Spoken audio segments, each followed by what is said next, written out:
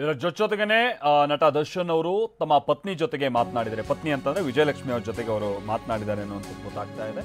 ಪತ್ನಿ ಜೊತೆಗೆ ಫೋನ್ ಮುಖೇನವಾಗಿ ದರ್ಶನ್ ಅವರು ಮಾತನಾಡಿದ್ದಾರೆ. ಮನೆಯವರ ಜೊತೆ ಮಾತನಾಡೋದಕ್ಕೆ ಪೊಲೀಸರು ಅವಕಾಶವನ್ನ ಮಾಡಿಕೊಟ್ರು. ಸಂಬಂಧಿಯ ಫೋನ್ ಮುಖೇನವಾಗಿ ನಟ ದರ್ಶನ್ ಅವರು ಮಾತನಾಡಿದ್ದಾರೆ.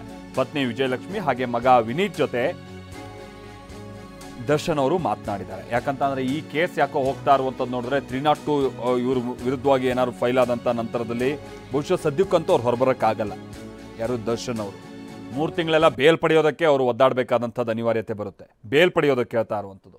ಹೀಗಾಗಿ ನಾನೇನೂ ಮಾಡಿಲ್ಲ ಅನ್ನುವಂಥದ್ದನ್ನು ದರ್ಶನ್ ಅವರು ಹೇಳಿದ್ರು ಅನ್ನುವಂಥ ಸಂಗತಿ ತಿಳಿದು ಬರ್ತಾ ಇದೆ. ವಿಜಯಲಕ್ಷ್ಮಿ ಬಳಿ ನಾನೇನೂ ಮಾಡಿಲ್ಲ ಅಂತ ದರ್ಶನ್ ಅವರು ಹೇಳ್ತಾರೆ. ಗೊತ್ತಿಲ್ಲ ಅವರ ನಡುವೆ ಏನೇನು ಮಾತುಕತೆ ಆಯಿತು ಮತ್ತೊಂದು ಅನ್ನುವಂಥದ್ದು. ಬಟ್ ಸಹಜವಾಗಿ ಒಂದು ಹಂತಲ್ಲೇ ಅವ್ರಿಗೆ ಮಾತನಾಡೋಕ್ಕೊಂದು ಅವಕಾಶ ಇತ್ತು. ಅದ್ರ ಪ್ರಕಾರವಾಗಿ ಪೊಲೀಸರು ಮಾತನಾಡೋಕ್ಕೆ ಅವಕಾಶ ಮಾಡಿಕೊಟ್ಟಿದ್ದಾರೆ. ಪತ್ನಿ ಹಾಗೆ ಪುತ್ರನ ಜೊತೆಗೆ ದರ್ಶನ್ ಅವರು ಮಾತನಾಡಿದ್ದಾರೆ ಅನ್ನುವಂಥದ್ದು ಗೊತ್ತಾಗ್ತಾ ಇದೆ.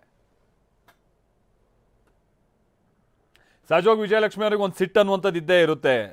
ಗೊತ್ತಿಲ್ಲ ಅವರ ಸಂಸಾರದಲ್ಲಿ ಏನೇನು ಆಗಿದೆ ಅನ್ನುವಂಥದ್ದು ಸಂಗತಿ. ಬಟ್ ಸಿಟ್ಟು ಅನ್ನುವಂಥದ್ದು ನಾನು ಯಾಕೆ ಹೇಳ್ತಾ ಇದ್ದೆ ಅಂತಂದರೆ ಇಬ್ಬರು ಪದೇ ಗಲಾಟೆ ಮಾಡ್ಕೊಳ್ತಾ ಇರ್ತಿದ್ರು.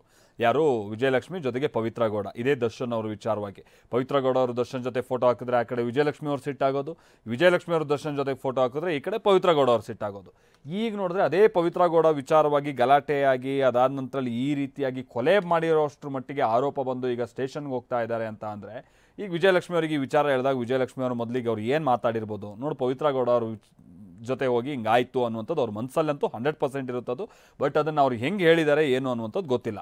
ಸೊ ಒಟ್ಟಿನಲ್ಲಿ ಮಾತುಕತೆ ಅಂತೂ ಆಗಿದೆ ಇಬ್ಬರ ನಡುವೆ. ಸೊ ದರ್ಶನ್ ಅವರು ಕೂಡ ಕೆಲ ಮಾಹಿತಿಯನ್ನು ಕೊಟ್ಟಿರ್ತಾರೆ. ನನಗಿನ್ನು ಭಾಳ ಕೆಲ ದಿನಗಳಾದರೂ ಆಗ್ಬೋದು ಹೊರಬರೋದಕ್ಕೆ ಮತ್ತೊಂದು ಅನ್ನುವಂಥದ್ದು ಕಾರಣಕ್ಕಾಗಿ ಸಂಸಾರ ನಿಭಾಯಿಸಬೇಕಾದಂಥದ್ದು ಮತ್ತೊಂದು ಈಗೆಲ್ಲ ಹೊಣೆ ಕೂಡ ವಿಜಯಲಕ್ಷ್ಮಿ ಅವರಿರುತ್ತೆ. ವಿಜಯಲಕ್ಷ್ಮಿ ಅವ್ರ ಮೇಲೆ ನಾನೇನೂ ಮಾಡಿಲ್ಲ, ನನಗೇನೂ ಗೊತ್ತಿಲ್ಲ, ನನ್ನನ್ನು ಬಿಟ್ಬಿಡಿ. ಇದು ದರ್ಶನ್ ಅವರು ವಕೀಲರ ಮುಂದೆ ಹೇಳ್ಕೊಂಡಂಥ ಸಂಗತಿ ಅನ್ನುವಂಥದ್ದು ಗೊತ್ತಾಗ್ತಾ ಇದೆ. ವಕೀಲರು ಕೂಡ ಅದನ್ನೇ ಹೇಳ್ತಾ ಇದ್ರು. ಅಂದರೆ ಪ್ರಾಥಮಿಕವಾದಂಥ ಕೆಲ ಮಾಹಿತಿಗಳು ಬಂದಂಥ ಸಂದರ್ಭದಲ್ಲಿ ಕೂಡಲೇ ದರ್ಶನ್ ಅವರನ್ನು ವಶಕ್ಕೆ ಪಡೆಯುವಂಥ ಕೆಲಸ ಆಗಿದೆ ಪ್ರೈಮಾ ಫೇಸಿ ಪ್ರಕಾರವಾಗಿ. ಬಟ್ ಇದರಲ್ಲಿ ದರ್ಶನ್ ಅವ್ರ ಪಾತ್ರ ಏನೂ ಇಲ್ಲ ಅನ್ನುವಂಥದ್ದನ್ನು ಅವ್ರ ಪರವಾದಂಥ ವಕೀಲರು ಹೇಳ್ತಾ ಇದ್ದಾರೆ. ಅವ್ರು ಹೆಂಗೆ ಹೇಳ್ತಿದ್ದಾರೆ ದರ್ಶನ್ ಅದೇ ವಿಚಾರವನ್ನು ವಕೀಲರು ಮುಂದೆ ಹೇಳಿದ್ದಾರೆ. ನಂದೇನೂ ಇದರಲ್ಲಿ ಪಾತ್ರ ಇಲ್ಲ, ನನ್ನ ಸುಮ್ಮನೆ ನಾನು ಇದರಲ್ಲಿ ಸಿಕ್ಕಾಕೊಂಡ್ಬಿಟ್ಟೀನಿ ಅನ್ನುವಂಥದ್ದನ್ನು ಅದೇ ಮಾತನ್ನು ಅವರೀಗ ಮಾಧ್ಯಮದ ಮುಂದೆನೂ ಕೂಡ ಹೇಳಿದ್ದಾರೆ. ಸೊ ಇದು ದರ್ಶನ್ ಅವರು ವಕೀಲರುಗಳ ಮುಂದೆ ಹೇಳಿರುವಂಥ ಮಾತು. ಆಮೇಲೆ ಇನ್ನೊಂದು ಸಂಗತಿ ಅಂತಂದರೆ ಆಗ್ತಾರೆ ನಮ್ಮ ಪ್ರತಿನಿಧಿ ಕೂಡ ಹೇಳ್ತಾ ಇದ್ರಲ್ಲ. ಸೊ ದರ್ಶನ್ ಏನಾದರೂ ವಕೀಲರ ಹತ್ರ ಹೋಗಿ ಈ ಟೈಮ್ನಲ್ಲಿ ಹಿಂಗೆಲ್ಲ ಆಗ್ಬಿಡ್ತು ಅಂತಂದರೆ ಅವ್ರು ಸಿಕ್ಕಾಕೊಳ್ಳೋಕ್ಕೂ ಕೂಡ ಸಾಧ್ಯತೆಗಳು ಹೆಚ್ಚಿರುತ್ತೆ. ಬಟ್ ಅಲ್ಲಿ ಏನಾಗಿದ್ದು ಏನು ಬಿಟ್ಟಿದೆಯೋ ಗೊತ್ತಿಲ್ಲ. ವಕೀಲರ ಮುಂದೆ ಅವರು ಈ ರೀತಿಯಂಥ ಅಳಲನ್ನು ವ್ಯಕ್ತಪಡಿಸಿದ್ರು ಅನ್ನೋದು ಗೊತ್ತಾಗ್ತಾ ಇದೆ. Next step, we will file a bail application before the appropriate court. So before so you will file any objection file to the court? ಇಲ್ಲ ಇನ್ನು ಕೋರ್ಟ್ ಮುಂದೆ ಪ್ರೊಡ್ಯೂಸ್ ಮಾಡಿಲ್ಲ. ಕೋರ್ಟ್ ಅಲ್ಲಿ then once filing objection will not arise, once if produced to the court, then whatever we'll see what document they will produce, then only we can file an objection. As per your information, why the objection is here? He is implicated. He is implicated for the offence under 302. Let's see what exactly we know. Let them produce to the court. Russian family members contacted you, sir? Yeah, we are there. No, everybody are here. Next.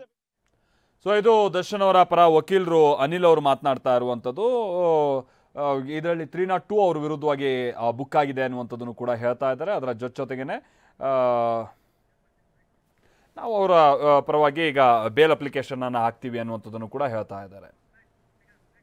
ಮೇಲ್ನೋಟಕ್ಕೆ ದರ್ಶನ್ ಅವರ ಪಾತ್ರ ಇದೆ ಅಂತ ಹೇಳಿದ್ದಾರೆ. ಈ ಕಾರಣಕ್ಕಾಗಿನೇ ನಾವು arrest ಮಾಡಿದ್ದೀವಿ ಅಂತ ಹೇಳ್ತಾ ಇದ್ದಾರೆ ಅಂತ ಪೊಲೀಸರು ವಕೀಲರ ಬಳಿ ಹೇಳಿದ್ದಾರೆ. ವಕೀಲರು ಅದನ್ನ TV9 ಜೊತೆಗೆ ಮಾತನಾಡುವಂತ ಸಂದರ್ಭದಲ್ಲಿ ಹೇಳಿದ್ದಾರೆ. ನಟ ದರ್ಶನ್ ಪರ ವಕೀಲ ಅನಿಲ್ ಅವರು TV9ಗೆ ಈ ಹೇಳಿಕೆಯನ್ನು ಕೊಟ್ಟಿದ್ದಾರೆ. 302 ಅಪರಾಧ ಆಗಿದೆ ಅಂತ ಪೊಲೀಸರು ಹೇಳಿದ್ದಾರೆ. ಅದಕ್ಕೆ ಹೇಳಿದ್ರು 302 ಅಂತ ಅಂದ್ರೆ ಮರ್ಡರ್ಗೆ ಸಂಬಂಧಪಟ್ಟ ಹಾಗಿನ ಸೆಕ್ಷನ್ ಆಗಿರುತ್ತೆ. ಸೊ ಹಾಗಾಗಿ ಇದು ಬಹಳ ಕ್ಲಿಷ್ಟಕರವಾಗಿರುವಂತ ಒಂದು ಸನ್ನಿವೇಶ ಆಗುತ್ತೆ. ಸೊ ನಟ ದರ್ಶನ್ ಅವರ ಪರ ವಕಾಲತನ್ನ ಹಾಕ್ತೀವಿ. ದರ್ಶನ್ ಪರ ವಕೀಲ ಅನಿಲ್ TV9ಗೆ ಹೇಳಿಕೆಯನ್ನು ಕೊಟ್ಟಿದ್ದಾರೆ. ನಟ ದರ್ಶನ್ ಅವರ ಪರವಾದಂತ ವಕೀಲರಾಗಿರುವಂತ ಅನಿಲ್ ಅವರು ನಮ್ಮ ಜೊತೆ ಇದ್ದಾರೆ. ಸರ್, ಹೋಗಿ ಭೇಟಿ ಮಾಡಿದ್ರ, ಏನ್ ಹೇಳಿದ್ರು ಅಧಿಕಾರಿಗಳು, ನಿಮಗೆ ಏನ್ ಮಾಹಿತಿ? ಅಧಿಕಾರಿಗಳು ಮಾಹಿತಿ ನಾವು ಹೋಗಿ ಕೇಳಲಾಗಿ ಏನು ಯಾಕೆ ಕರ್ಕ ಬಂದ್ರಿ, ಆನ್ ವಾಟ್ ಬೇಸಿಸ್ ಬ್ರಿಂಗ್ ಅಂತ ಕೇಳಿದಾಗ ಅವ್ರು they told on the basis of the ಏನಿದೆ ಮರ್ಡರ್ 302 ಚಾರ್ಜಸ್ ಮೇಲೆ ಕರ್ಕ ಬಂದಿದ್ದೀವಿ ಅಂತ ಹೇಳಿದ್ರು. ಆ ಪ್ರೈಮಾ ಫೇಸಿ ಏನಿದೆ ಕಲೆಕ್ಟಿಂಗ್ ದ ಮೆಟೀರಿಯಲ್ಸ್ ಸ್ಟಿಲ್ ಏನು on the basis of the prima facie ಇರೋದ್ರಿಂದ they implicated in this case. 302 ಕೇಸಲ್ಲಿ ಇಂಪ್ಲಿಕೇಟ್ ಮಾಡಿದ್ದಾರೆ. ಸರ್, ನಿಮಗೆ ಏನ್ ಮಾಹಿತಿ ಕೊಟ್ಟರು?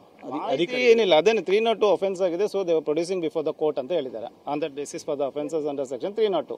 ಈಗ ಅಧಿಕೃತವಾಗಿ ಅವರು PSR ಹರಿದು ಅರೆಸ್ಟ್ ಮಾಡುವಂತ ಪ್ರಕ್ರಿಯೆಗಳಾಗಿದೆ. ಇಬ್ರು ಮಾಡಿದ್ದಾರೆ. ಹೌದು, ಅವ್ರ along with another 8 members are there I think. ಈಗ ನೀವು ಯಾರ್ಯಾರಿಗೆ ವಕಾಲತ್ ಹಾಕಿ ಇಲ್ಲ, just Darshan, I am just pleading for the Darshan. ಎಷ್ಟು ದಿನ ಪೊಲೀಸ್ ಕಸ್ಟಡಿ ಕೇಳ್ತೀವಿ? ಅದೇ ಅವ್ರಿಗೆ ಗೊತ್ತಿಲ್ಲ, ಅಲ್ಲೇ ಕೋರ್ಟ್ ಬಂದ್ಮೇಲೆ ಗೊತ್ತಾಗತ್ತೆ. ಹೌದು. ಇದಿಷ್ಟು ವಕೀಲ ಅನಿಲ್ ಅವರು ಹೇಳುವಂತ ಮಾತು. ಕ್ಯಾಮರಾ ಪರ್ಸನ್ ಬಸವರಾಜು ಜೊತೆ ಪ್ರಜ್ವಲ್, TV9 ಬೆಂಗಳೂರು.